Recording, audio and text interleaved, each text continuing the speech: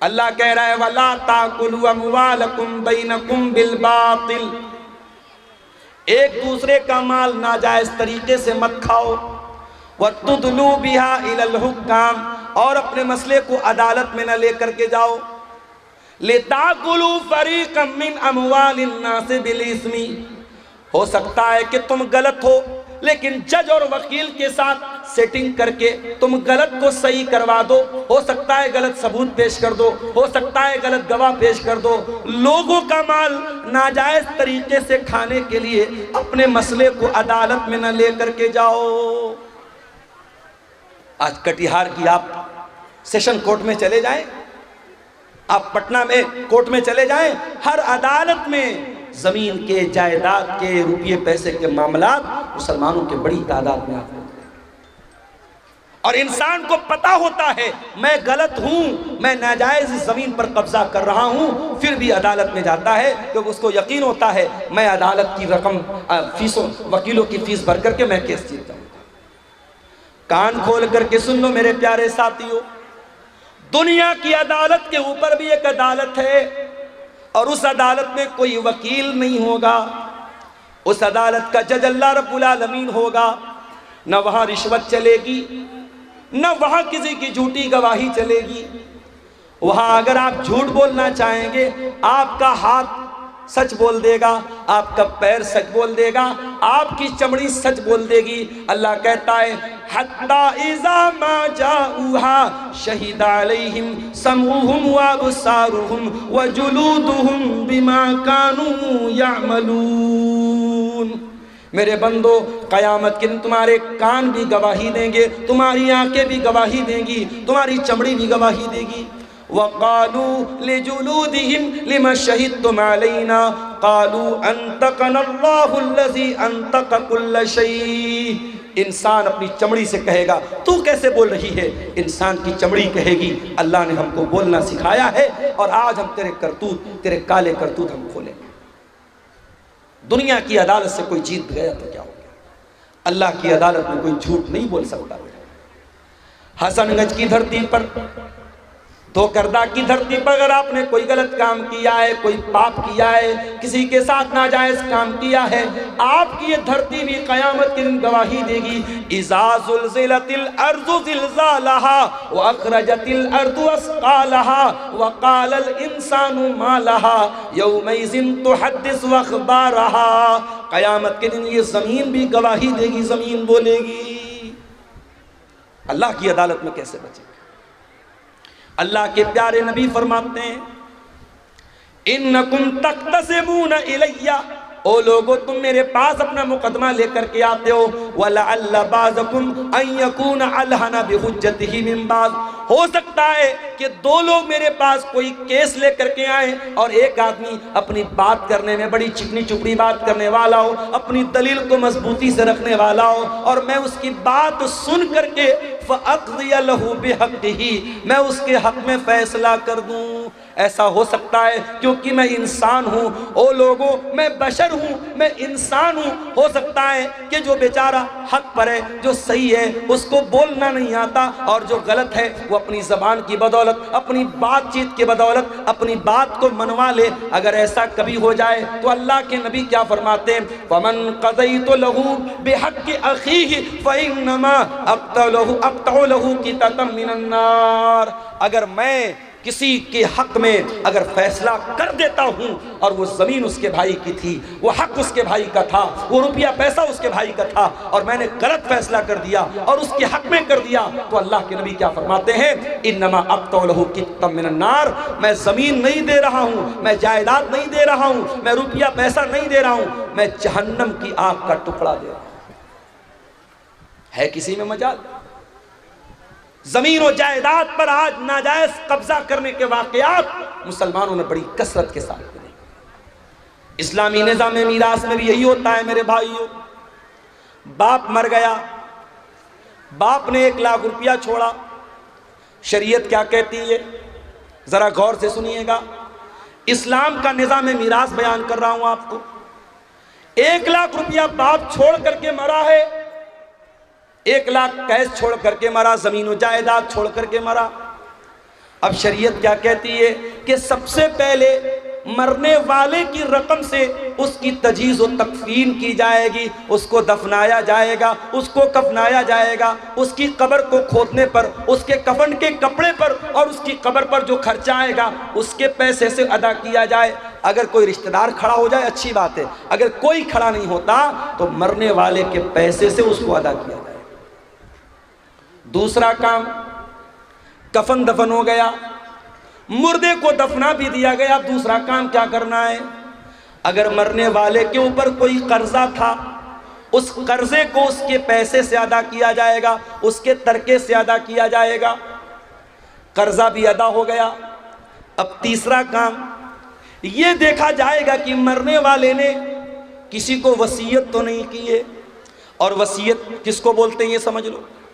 ہو سکتا ہے مرنے والا اپنی زندگی میں مدرسے کی مدد نہیں کر پایا، مسجدوں میں چندہ نہیں دے پایا، اللہ کی راہ میں خرچ نہیں کر پایا، مرنے کے ٹائم احساس ہوا یار اتنی دولت بنا کے جا رہا ہوں، اتنا پیسہ بنا کے جا رہا ہوں، کچھ دین کے راستے میں بھی پیسہ لگانا چاہیے، کچھ زمین و جائیداد مدرسے کے لیے بھی دینی چاہیے۔ جیسے آج آپ کے مدرسے کے لیے چندہ ہو رہا ہے، مجھے چندہ کرنا نہیں آتا میرے بھائی، مجھ سے کہا تھا جو صاحب مجھے لے کے آ رہے تھے، انہوں نے کہا تھا مولانا صاحب تھوڑا آپ چندے پر بول دیجئے گا، لوگ آئیں مصافحہ کر کے دے دیں، یہ سب مجھ سے نہیں ہوتا میرے بھائی۔ لیکن ایک اپیل کرتا ہوں کہ زندگی میں یہی چیزیں آپ کے کام آئیں گی میرے بھائی۔ عبدالغفار صاحب کی تقریر سنیں گے رات میں چلے جائیں گے، مولانا جرجی صاحب کی تقریر سنیں گے چلے جائیں گے، مگر آپ نے اس مدرسے کو جو چندہ دیا ہوگا وہ کہیں نہ کہیں آپ کے نامہ اعمال میں، آپ کی نیکیوں کے اکاؤنٹ میں درج ہو جائے گا، اور قیامت کے دن بھی وہ آپ کے کام آئے گا۔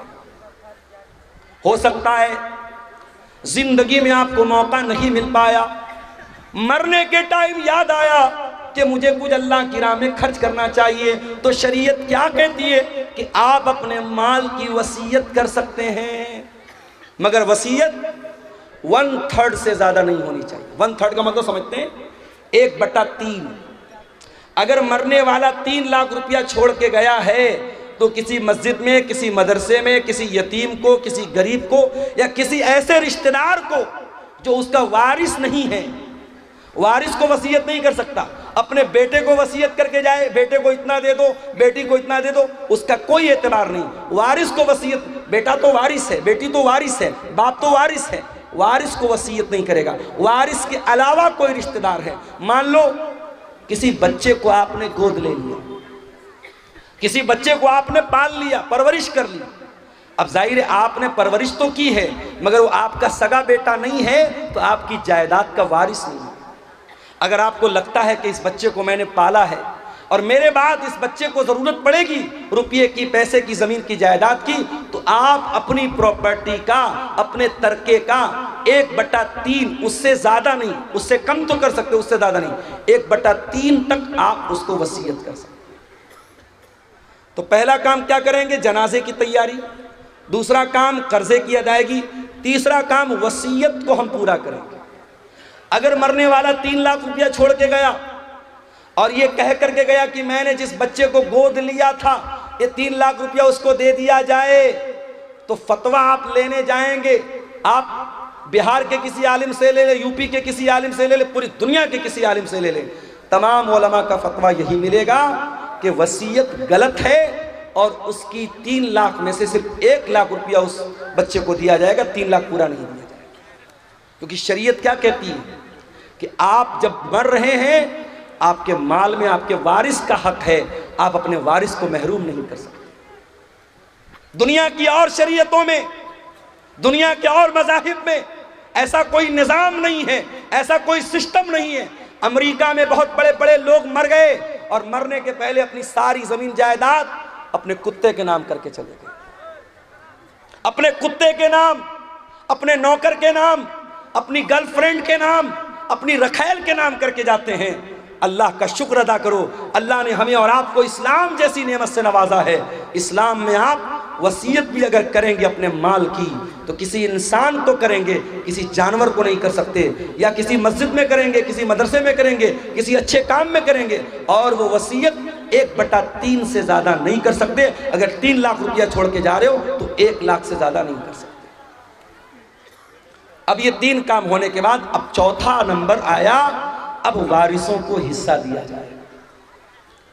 اب جب وارثوں کو حصہ دیا جائے گا تو کچھ لوگوں کا حصہ تو اللہ نے بتا دیا، ماں کا اتنا حصہ ہے، باپ کا اتنا حصہ ہے، شوہر کا اتنا حصہ ہے، بھائی کا اتنا حصہ ہے۔ کچھ لوگوں کا حصہ تو اللہ تعالیٰ نے بتا دیا ہے، اور کچھ لوگوں کا اللہ تعالیٰ نے حصہ نہیں بتایا ہے۔ جو وارثوں کو دینے کے بعد جو بچے گا وہ ان کے درمیان بانٹ دیا جائے گا۔ جیسے بیٹے اور بیٹی کا حصہ اللہ تعالیٰ نے طے نہیں کیا ہے، اگر باپ زندہ ہے، اگر ماں زندہ ہے تو باپ کو 1/6 دیا جائے گا، ماں کو 1/6 دیا جائے گا، اور ماں باپ کو دینے کے بعد، اور اگر مرنے والے کی بیوی زندہ ہے اور اولاد موجود ہے تو بیوی کو 8واں حصہ دیا جائے گا، اور اولاد اگر نہیں ہے تو بیوی کو 1/4 دیا جائے گا۔ بیوی کو دینے کے بعد، ماں باپ کو دینے کے بعد اب جو باقی بچے گا وہ بیٹے اور بیٹی کو دیا جائے گا۔ اب بیٹے کو کتنا ملے گا، بیٹی کو کتنا ملے گا؟ قرآن کہتا ہے لِلذَّكَرِ مِثْلُ حَظِّ الْأُنثَيَيْنِ، لڑکے کو لڑکی کا ڈبل ملے گا، لڑکے کو لڑکی کا ڈبل ملے گا۔ اب دنیا میں لوگ اس پر بڑا واویلا مچاتے ہیں، تو اسلام میں بڑی ناانصافی ہے، عورت کے ساتھ بڑا انیائے ہو رہا ہے، لڑکے کو ڈبل مل رہا ہے، لڑکی کو آدھا مل رہا ہے۔ پہلی بات تو یہ ہے، اسلام اللہ کا دین ہے، اور اللہ کے دین میں کبھی ناانصافی نہیں ہو سکتی۔ اللہ تو عدل والا ہے، اللہ تو عادل ہے، اور اللہ کا ہر حکم عدل والا ہے۔ اللہ کو خوب پتہ ہے کس کو کتنا دینا ہے، اللہ کے قانون میں کبھی ناانصافی نہیں ہو سکتی۔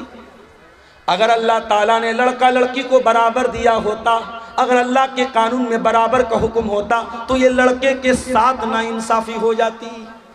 کیوں؟ کیونکہ کما کے لانا تو لڑکے کو ہے، اپنی بہن کو کما کے بھائی دے گا، اپنی بیٹی کو کما کر کے باپ دے گا، اپنی بیوی کو کما کر کے شوہر دے گا۔ مرد کو تو ہر حال میں کمانا ہے، اور عورت کو کمانا نہیں، عورت کو تو کھانا ہے۔ عورت کو کوئی کھلائے گا، اور کھلانے والا کون ہے؟ مرد ہے۔ اسی لیے اللہ تعالیٰ نے مرد کی ذمہ داریوں کو سامنے رکھ کر کے اللہ نے یہ فیصلہ کیا لِلذَّكَرِ مِثْلُ حَظِّ الْأُنثَيَيْنِ، لڑکے کو لڑکی کا ڈبل ملے گا۔ اب مان لو مرنے والے کا 1 لڑکا ہے، 2 لڑکی ہے، اور مرنے والا 2 لاکھ روپیہ چھوڑ کے مرا، تو ظاہر ہے کہ 2 لاکھ میں سے 1 لاکھ روپیہ لڑکے کو مل جائے گا، اور 50 ہزار روپیہ دونوں لڑکیوں کو مل جائے گا۔ تو اگر ریشیو نکالو تو لڑکے لڑکی کو تو برابر مل رہا ہے، اور اگر کہیں لڑکیوں کی تعداد زیادہ ہے اور لڑکا 1 ہے یا لڑکے کی تعداد کم ہے تو مجموعی اعتبار سے لڑکیوں کو زیادہ مل جائے گا۔ تو قرآن کہتا ہے تم نہیں جانتے کہ کس کو کتنا ملنا چاہیے، یہ اللہ کا فیصلہ اور اللہ کا قانون ہے، اور اللہ نے جو طے کر دیا اسی کے حساب سے بانٹا جائے گا۔ تم نہیں جانتے، اس لیے کہ رشتہ اللہ نے بنایا ہے، کسی کو باپ اللہ نے بنایا ہے، کسی کو ماں اللہ نے بنایا ہے، کسی کو بیٹا اللہ نے بنایا۔ جب رشتہ اللہ نے بنایا ہے تو ان کا حق بھی اللہ ہی طے کرے گا، تم نہیں طے کر سکتے۔